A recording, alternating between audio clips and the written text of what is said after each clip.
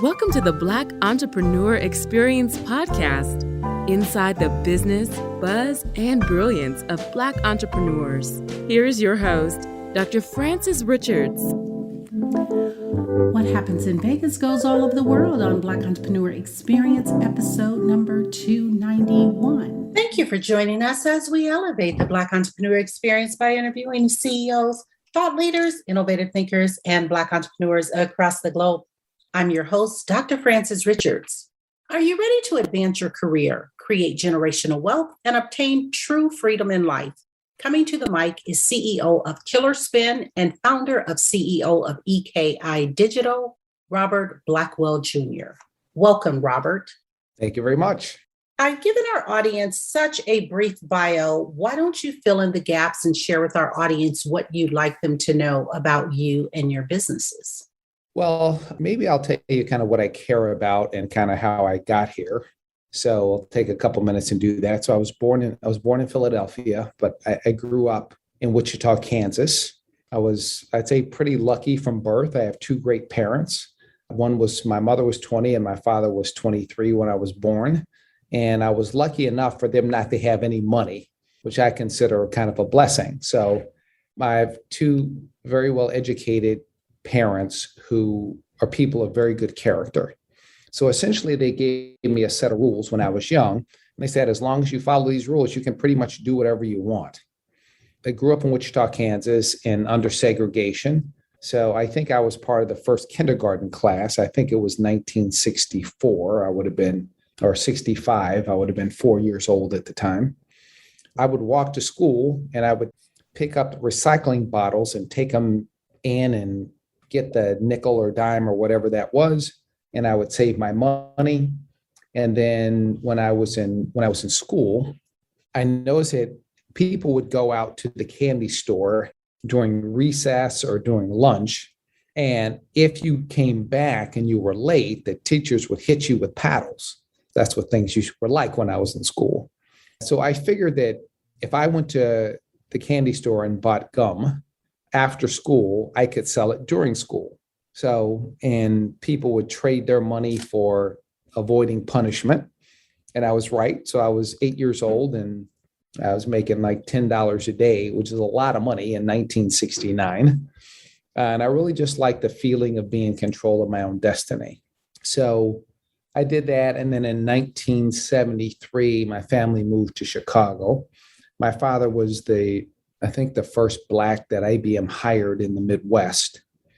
So we moved to Chicago, and my parents didn't know anything about Chicago, just heard bad things. So they were trying to find a place where we could go to school, and ended up having a conversation with Manfred Bird, who at the time was the chancellor, or whatever you call the CEO of the Chicago Public School System. And my father met with him and said, hey, I'm trying to find a good place for my kids to go to school. And he said, you don't get to decide where your kids go to school. I do. So my father said, no, you don't. So he moved us out to the suburbs. And so we were the first Black family in the western suburbs of Chicago. And being there wasn't very fun. I got a bomb thrown in our house and nigger go home written on our lawn. So it wasn't fun. But I had a suspicion that white people like gum as well. So I started selling gum in school, and people were buying so much gum, they stopped buying ice cream from the school. So the principal tried to get me to stop selling gum. And I said, you don't have a rule against this. What's the rule? He couldn't find one. And luckily, he was a person of good character.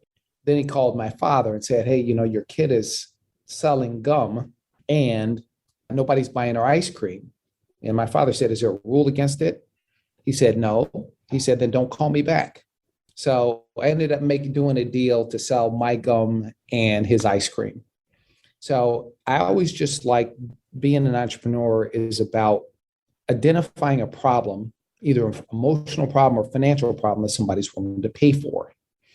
So I did that. Then I went to school, studied math. I was not a good student at all. I was at best a mediocre student. So what I did was then I went to school, studied math. I ended up working at IBM for a little while and really I got there because everybody in my family worked at IBM, even though IBM had a no nepotism rule. So I was there and I was this super introverted kid. So they didn't know what to do with me. They were kind of convinced that I wasn't totally without intelligence. So they said, go make us some money or something. They didn't know what to do with me. So I ended up writing all the algorithms that would give salespeople signals to upgrade machine. So I took something I was pretty good at, which is math, and then applied it to helping them make money. And even though culturally that wasn't a place that I wanted to be, I left, but I was kind of determined not to totally embarrass my father while I was there. So I did that. They rolled out this system that I developed across the country, and then I left. And I think I was 22 or 23 when I left. And then I started a company. And like a lot of 22-year-olds, I knew a lot more about technology than business, but I kind of did well enough to take care of myself and some friends. Then from there, I became a trader, which I really liked. So I wrote options trading models, and I was a technical analyst, and I got to be pretty good at that. And then I volunteered. I knew a friend of mine who was on the floor. I said, I'll work for you free for 6 months if you just let me on the floor. So I did that, and I would say it was the best experience of my life, because in that environment, it's all about results. Nobody cares about your feelings. It's just, you have to be super focused. You have to make decisions really quickly, and you have to pay attention, because if you make a mistake, these could be multi-million-dollar mistakes. So I got to be pretty good at that. And then I ended up funding a company that I had to take over. And I turned that into a company that wrote financial modeling systems. So I wrote most of the financial modeling systems for Sears and Abbott Labs and Mellon Bank and Farmers. And then 92, my father retired from IBM. So we took this company that I had, and we formed a company called Blackwell Consulting. About 3 years later, I sold him a half of the company. But in 92, my father was reading the paper, and he said, hey, there's this young guy who was the editor of the Harvard Law Review, the first Black editor of the Harvard Law Review. We should meet him. So made a call, and this is obviously Barack. He came over to our office, and then he and I became pretty good friends. We are the same age. In fact, I'm 9 months older than he is. So we always kind of stayed connected, and we lived in pretty much the same area. So after 95, I sold my half of the company to my father. And then I decided I was going to live in a Black neighborhood, because I grew up in Black neighborhoods. So I was going to buy. And the city of Chicago, they had started to tear down public housing. So this land, which was pretty close to Lakeshore Drive, was the only undeveloped piece of land between downtown and the University of Chicago. So I bought a bunch of land. I built houses. I named them after famous Black people. And what I thought was, if we created an economically integrated Black neighborhood, things would be better for everybody. So I did that, and that was successful. And today, that is the only Black neighborhood that I know that's better off today than it was in 1967. That was a company I started called Urban Fishing Development. It had nothing to do with fishing. It had to do with the old saying, if you give a man a fish. So I did that. I thought it put the neighborhood on the right trajectory. And then I went back and I started EKI-Digital in 98. And I wanted to be a place where the most talented people in our profession would want to work, and we would be focused on solving problems for our customers. So kind of worked out. And then I really wanted a place from a culture perspective where I thought that talented misfits could thrive. Because I remember being like at IBM and just not liking the culture. So I wanted a place where it didn't matter whether you were Black or you had an accent or you're a woman. No matter who you were, you only got judged based on what you produced. And I think that's made the company really successful. Because I think in business, there are three things that you have to manage. Culture, because culture spreads both toxins and nutrients throughout your organization. Number two is stakeholder experiences for your customers, your employees. This is where you get your money from. And then last, lean operations, which is managing your cost and risk. So company's doing well. And then in the year 2000, I thought the stock market was going to go bad. And then I was in a taxi and a taxi driver gave me some stock advice. And I said, for sure, it's over now. So I decided that we should diversify into the public sector. We had never done any business in the public sector previously. And the reason why we didn't is because my father told me, don't be a minority business. Minority businesses, that's just crumbs and it's not real, which is really good advice from my father. So I wanted to make sure that we had a business that would stand on its own. So we were, but I decided we would then diversify into the public sector. So in the year 2000, Chicago had something called the Ping Pong Festival. So I decided we were going to sponsor the Ping Pong Festival. And so we took $100,000 and sponsored it. I thought that if we sponsored it, it would help us build relationships and it would differentiate us from other people. So I did that. And whenever there were tables out across the city, there were just lines of people to play. So I decided about a year later, I was having a meeting with one of our interns, and I said, I think I'm going to start a table tennis company. And the reason is why I thought because everybody in the world knows table tennis, but nobody could name the name of a brand. And Black people don't own anything in sports. We just, participants. So therefore, I decided we were going to start Killerspin. And so Killerspin was going to be kind of the leading company in the world in our space. So one of the things that I would say really drives me is, what do I have the chance to be the best in the world at? And if I don't have the chance to be the best in the world at it, then I don't go into it, even if there's money there. So to me, money is an outcome of delivering value to customers. And you need to, when you're going to start a business, there's really three criteria you should think about. One is, what do you have the potential to be the best in the world at? What is it that you're so passionate about that it's hard for you to sleep? And then number three, what drives your economic model? How do you make money? You have to have those three things, I believe. So we did that. And then very shortly, we became kind of the leading company in the world in our space. We've done things that nobody else has ever done, which to me, it kind of drives me personally and helps the business. Now I'm at the phase of my life where I think about, what is it that I can leave for our people? I believe in the free enterprise system. The free enterprise system is how people go from poverty to prosperity. So how do Blacks who are at the bottom economically in everything in this country, how do we go from poverty to prosperity? There's only one way you go from poverty to prosperity, and that is entrepreneurial-led economic activity that leads to the appreciation of education and social capital. Social capital is when you reach back and you pull people in your community along, but more importantly, you create an aspirational roadmap for your young people so they know where to place their bets. I am focused now on something called the Alpha Mission. So the Alpha Mission is a movement of people of goodwill dedicated to proving that the free enterprise system works for everybody. And if we can do that, I believe that we can lift our people out of poverty. So that's right now one of the things that really drives me is and I think I don't think our generation, I'm talking about my generation, has done anything to pull our people forward. You can look at our parents' generation. They had to fight to get civil rights, which was one set of rules. But since then, nothing profound has happened for Blacks. Even Martin Luther King said in an interview in 1968, he said, why the Voting Rights Act and the Civil Rights Act were important, they essentially have done nothing to help Black people come out of poverty. Blacks should have the right to vote. Absolutely. There should be one set of rules for everybody, which is what I think people fought for. But there is nowhere in the world where poor people are healthy, educated, and safe.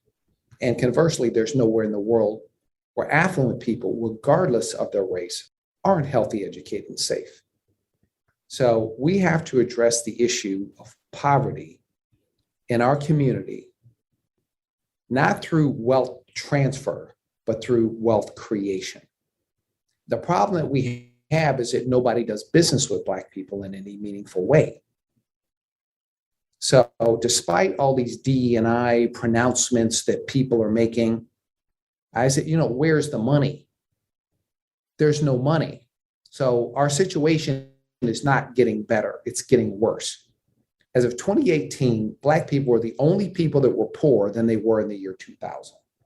Even when people talk about education is not the leader. Education is a follower of economic participation, because education requires two things: resources and aspiration. And I've asked this question at least 1,000 times. Say, name two famous Black entrepreneurs that would be nationally known with no connection to sports or entertainment. And 1,000 times, nobody has ever been able to answer that question. So why is that important? Because Black kids, especially Black boys, locked in poverty, can't either. The market tells them to place their bets on sports and entertainment, and that's exactly what they do. In fact, there's a very interesting correlation. I'm not sure it's causation, but it's correlation. The stud athletes start to separate themselves from the rest of the world about the age of 12. That is also about the time that boys start to get involved in gangs. So if you look at any of and they're all on YouTube, any videos of these young gang members, they all want to be rappers. So once they figure out they can't be an athlete, the only other thing for them is rap. That is a bad message for our people. So the problem is, unless there's market evidence that you ought to place your bet on something other than sports or entertainment, it never happens. In fact, one of the things I think is a credit and a shame to our country is that in a period of 20 years, India and China took 750 million people out of poverty. That's double the population of the United States. It's almost 15 times as many Black people as there are in the United States. It's about 15 times. So how is it in a period of 20 years, India and China can take 750 million people out of poverty and Black people are going backwards? The reason is because I actually got invited to do a tour of India and met with somebody in the central bank, and he gave me the story. He said in 1991, they figured out socialism doesn't work. They started to free their economy. Their government starts doing business with their small entrepreneurs, which prepared them for the international market. And then US business just did business with capable Asian entrepreneurs. There was no diversity program or midnight basketball program for Chinese and Indian kids, none of that nonsense. They just did business. And unfortunately with us, what we do is we get lectures, corporate lectures, instead of business or pass through things. In fact, I did a study in the 2010 census, and here's the real numbers. And if you took all the revenue of companies with employees, majority-owned companies would have been 9.4 trillion, women $1 trillion, Asians $455 billion, Hispanics $276 billion, and Blacks $98 billion. Even though Blacks have double the educational achievement of Hispanics on average. But even that number is not a real number. It's mostly a corporate pass-through number. So they want to get credit for big numbers. This is hurting our community. So all this charity, which in my view, charity is the crumbs of other people's success. I think we have to go back to the way the world worked 100 years ago, when Booker T. Washington said to what was called the industrialists, or the major business people in the early 1900s, America's never going to be what it can be until Blacks are integrated into the economy. We don't have to live next to you, but we do have to be a part of the economy. So the business people of that age, Rockefeller, Andrew Carnegie, and a man named Julius Rosenwald, who was the CEO of Sears, were responsive to Booker T. Washington. They weren't prescriptive. In fact, most people don't know that Spelman College, which is one of the HBCUs, Spelman is the maiden name of John D. Rockefeller's wife, which most people don't know. Julius Rosenwald, whose family was Jewish immigrants, he said, what's happening to Blacks in this country is wrong, and we should do something about it. So he was responsive to Booker T. Washington. They built 5,300 schools together in the South, which is how Black people got educated. In a period, I think about 20 years, they built 5,300 schools. But not only did they build the schools, they started the Negro Business League. Because Booker T. Washington said the purpose of education is to essentially teach you how to be a good citizen and to prepare you to be a productive member of the economy. That, in fact, the height of Black business participation in this country was between 1910 and 1930, which most people don't know. The other best example, I would say, in Chicago, where I'm kind of from, there were 3 Johnsons. 2 were pretty well known, 1 not as well known. There was John Johnson, who had Ebony and Jet. You had George Johnson, who had Johnson Products, which Ultra Sheen, things like that. And then you had Al Johnson, who had Al Johnson Cadillac, and he created the leasing industry in the country. These Black men were dedicated not just to their own business, but the well-being of Blacks. They formed Black banks. Independence Bank was actually the first bank to lend Martin Luther King money. So they felt a responsibility to help pull our people forward. In 1973, the Black business community and the white business community got together and said, Blacks are going to have political power, whites have economic power. Let's create an Atlanta that works for everybody. And that's what they did. So today, and Maynard Jackson said, I would rather there be weeds on the runway than Black people not be involved in building that airport. So there is an expectation in Atlanta that Blacks were going to be a part of the economy. And Atlanta today is the mecca of Black opportunity. In fact, that's why they have 2 Democratic senators, because of Black migration back into Atlanta. Now, unfortunately, Chicago, which used to be kind of the mecca of Black opportunity, now is one of the worst places to be if you're Black. And people are bailing out. So I would say right now, since I'm 60, this is kind of the primary focus of my life, is creating entrepreneurial opportunity for people in their 30s and 40s and things like that, because that's about the right time, I would say, from a maturity perspective, that you ought to think about being an entrepreneur. My view, being an entrepreneur in your 20s, you're a little early, but if you don't have kids, and you can experiment as long as you don't live, I'd say, beyond your means. And I think in my case, I started early because when I was 24, I wrote a book on trading theory, and I gave it to my father, and I asked him to read it. He said, number one, you don't know how to write. And then number 2, he said, do you understand the difference between being eccentric and weird? He said, when you get to be rich, you'll be eccentric. Right now, you're weird. So nobody's ever going to hire you. So you better figure out how to have your own company. And just remember, when you start your company, he gave me some really good advice. He said, your company is not about you. It's about the people you serve, your employees and your customers. And also remember that hire more women, because women work and men talk. So good advice from my father. So that's a little bit of my story and kind of how I got to where I am and kind of how I think about the world. So if you had to start a business today, what would you start? I am going to start another business. It's a business called Quant16. It is a quantitative category management company, a company that uses algorithms and analytics to help organizations find efficiencies and to help them identify the Black companies that they can do business with.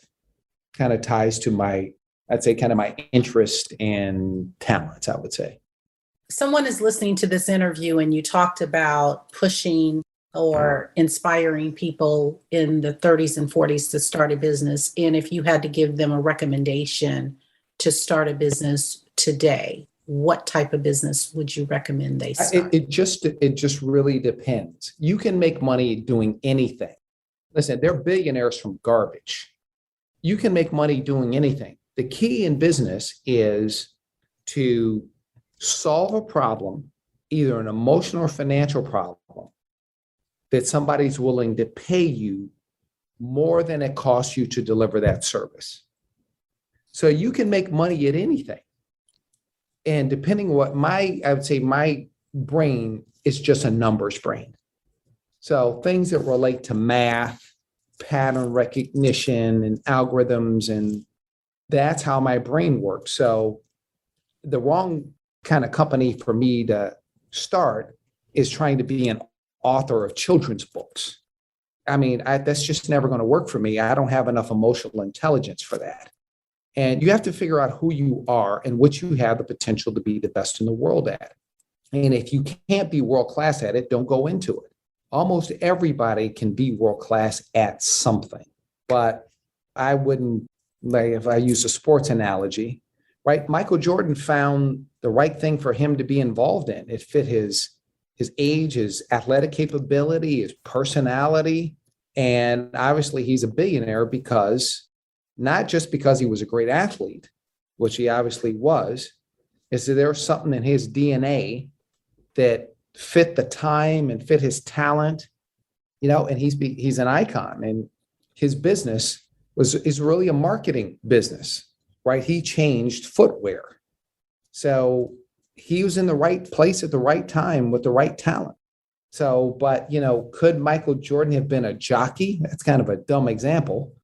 But what if somebody had said to Michael Jordan, you ought to be a jockey? Well, Michael, you're too big to be a jockey. It's the wrong area for you. And it's just like somebody who wants me to be a clothing designer. That ain't happening. There's billionaires from clothing design, but that's for sure not my thing. So you got to figure out what you can be world-class at and what you're willing to work like a pig at. I think people want things more than they want work. Robert, I want you to have a monologue, and I want you to name this person, living or not. Mm-hmm. And this person has inspired you so much. Who is that person, and what are you saying to that person? I would say, if I had to pick somebody, I'd pick my father, because my father, I think, has the best character of any man that I've ever known. In fact, I never looked up to anybody except my cousin and my father. My father is responsible for bringing both a lot of Black people and women into the technology field. He got an opportunity, and my father was really serious and dedicated to creating opportunity for Black people and women. And my father told me that he said, I may not be the best at anything, but if I give 100%, I'll be in the top 5%. The other thing he said, in life, the only thing you have is your name. You can always make more money back, but you can never get your name back. So if of a person that I know, I've never met a person that I admire as much as my father. And I think he's done some things. So I try to emulate that, because I think for some reason God's blessed me and I'm luckier than a person with my IQ deserves to be. Number one, I'd have to say my father. If I was looking back on history, I'd have to say Booker T. Washington. Robert, there are so many brands and businesses that are dominating. Talk about a brand or a business that's dominating and you admire, and why. I would say Apple. If you look I admire Apple because most great brands are in commodity businesses. Apple is a company that focuses on the customer experience, and cell phones and computers, they're commodities. But Apple is a company that is loved. To me, a brand is something that makes you unique and loved or trusted in a category by a customer. Where Apple used to be Apple Computer Company, computers are, the Mac is less than 10% of Apple's revenue today. It is the world's most valuable company that sells a commodity. It sells cell phones and it sells computers and watches. But it has, more than any other company, the ability to create customer love. And they're a real innovation company. So I would say Apple's number one. Talk about legacy. When it's all said and done, how do you want to be remembered? I think about this. I say when I go, if I had an obituary, it is I am somebody that my parents and my daughter would be proud of. But in a big picture, if I was to be helpful in changing the trajectory for Black people, so that I was lucky enough, Barack was my friend, I was able to go on a journey that nobody ever believed was going to happen. And that was we were going to have a Black president. I was on that journey with Barack, so I saw it. And in some ways, it was a little bit religious. So that's done now. But Black people are the poorest people in the United States. And I think that is because we're too focused on government. What we need to do is focus on our participation in the economy in proportion to our talent. And if we do that, Black people are as talented as anybody else. Just like India and China took 750 million people out of poverty, we can take our people out of poverty. And I think that's a legacy that our generation needs to be focused on. That's kind of what I think. Think about the last 30 days. Robert, what was your biggest win? In the last 30 days, I say I have a customer that we've been able to show that our quantitative methodology for discovering efficiency works in a very big way. So we have a very different way of looking at technology and the investment in technology. So that's what the last 30 days, every day I get up, my daughter calls me and says she loves me. She says the same thing before she goes to bed. So that's kind of goodness. Talk about your most memorable moment in life or business. I don't know. I don't think I have a single one. There's good memories and bad memories. I've had memories where my brother, my best friend, who's kind of like my brother, him and his sister got killed at the age of 28 by a drunk driver. That I would say is the most traumatic experience in my life. My daughter she got a vaccination and then she stopped speaking when she was just under 2 years old. And then she got autism. Those things I remember. So if I'm defining memorable as things I would remember, not pleasant, but memorable. But there's other things that I would say, those were, I think, events. The other memories I had is there are people that we've been able to be helpful to. So there was a young guy named Jonathan, and when Jonathan was 17 years old, he got in trouble and he shot somebody. And a priest came to me, and by the way, people said to him, you should study computer technology. He said, no, I'm a felon now. Nobody's ever going to give me a job. But he got some training. A priest came to me and said, do you ever give internships? And I said, if they're smart, honest, and have a good work ethic, we'll give them a shot. Well, make a long story short, we gave him a job at $10 an hour.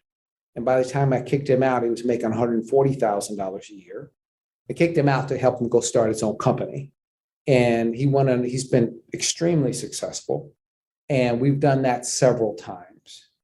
That's kind of part of the things that we're, proud of. So we've been able to help people create great lives, just giving them opportunity to demonstrate their talent. So I would say that are things that are memorable that I'd say that we're proud of. Is there a social cause tied to your businesses? I would say part of the purpose, I hate to say social cause because it just sounds like fake corporate marketing fluff.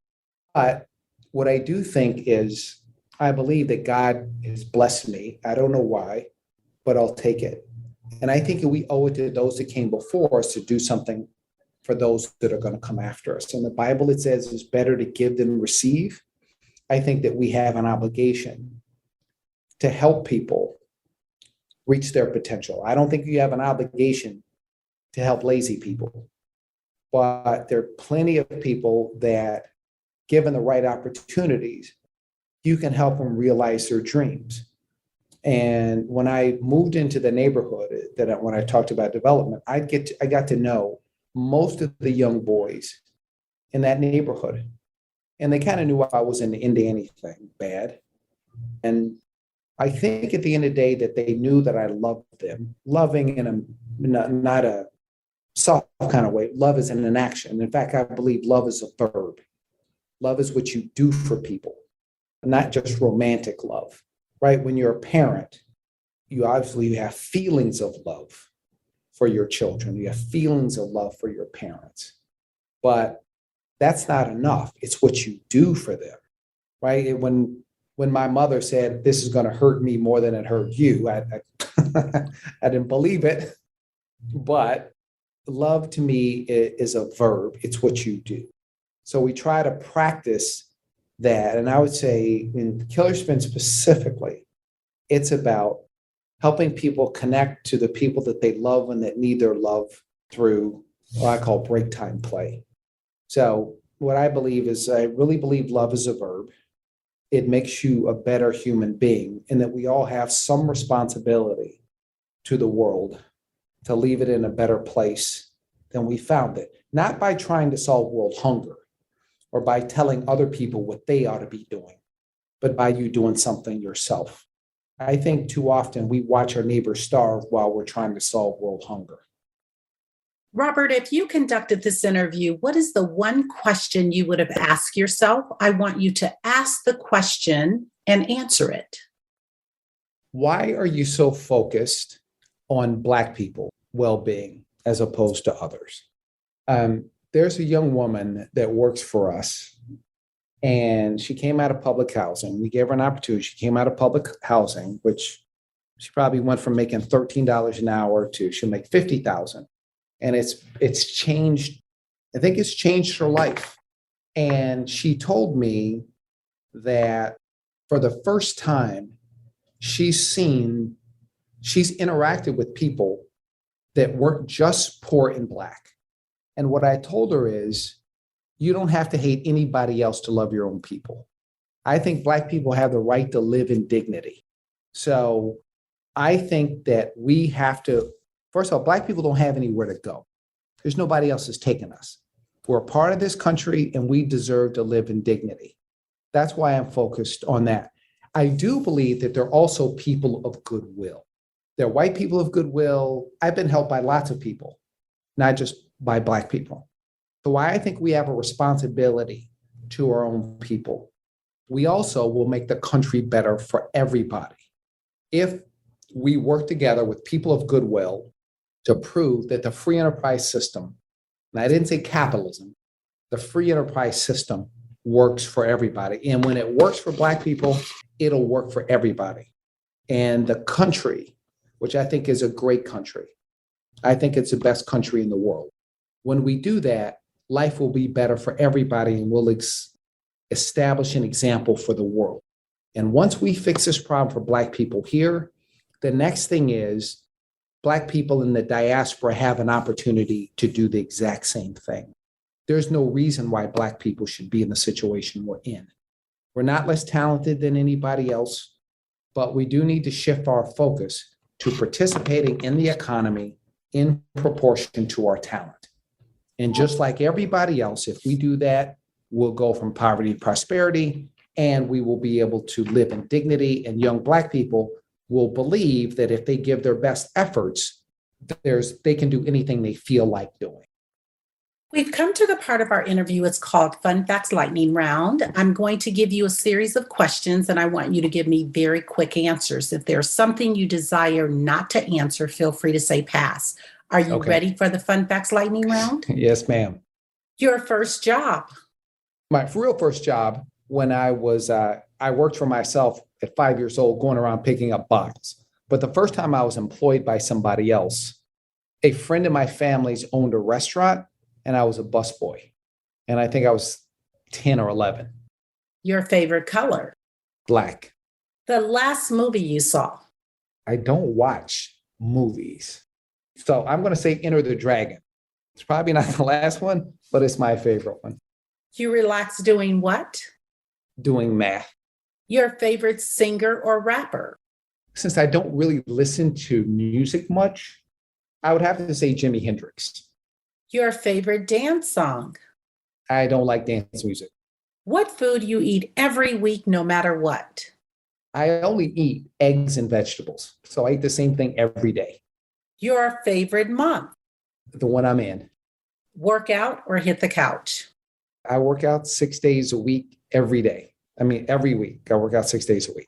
Robert, thank you so much for joining us on Black Entrepreneur Experience Podcast. Before we let you go, share with our audience the best way for them to connect with you and to do business with you. And feel free to leave all your social media handles. I would say the best thing to do is to send an email to info@killerspin.com. I'm on LinkedIn as well. You can just Google my name, Robert Blackwell Jr. But I would say that's it. You can send email to rblackwell@killerspin.com and it'll get to me. Thank you, Robert. That's a wrap. All right. Thank you. Thank you for listening and subscribing to Black Entrepreneur Experience. We would love for you to leave a review and rating on iTunes and share with your friends. For show notes and more episodes, go to www.beepodcast.com. Join us next Wednesday, and remember, green is the new black. So keep your bank accounts and your business in the black.